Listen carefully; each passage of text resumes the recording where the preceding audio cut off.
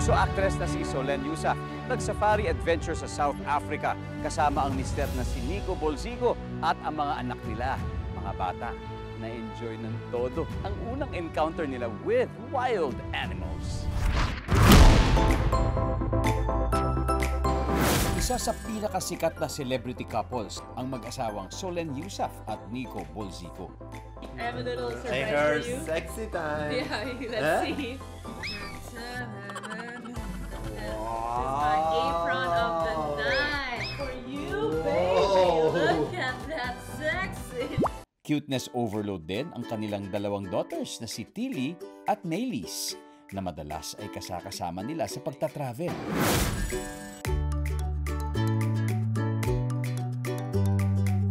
Pero ang tapang ng pamilya masusubukan sa kauna-unahan nilang safari adventure sa South Africa. Even though my knees are shaking to death. Doble pa ang saya dahil kasama rin sina Ann Curtis at Erwan Yusuf na kapatid ni Solen. Alam niyo bang may penguin sa Africa? Sila ang kauna-unahang na-encounter ni Tilly, Maylise at ng pinsan nilang si Dahlia. At ang highlight ng kanilang bakasyon sa Africa, I see all. What do you want to do, sir? Well, I just see two, Mom. Well, Mommy, I just saw two.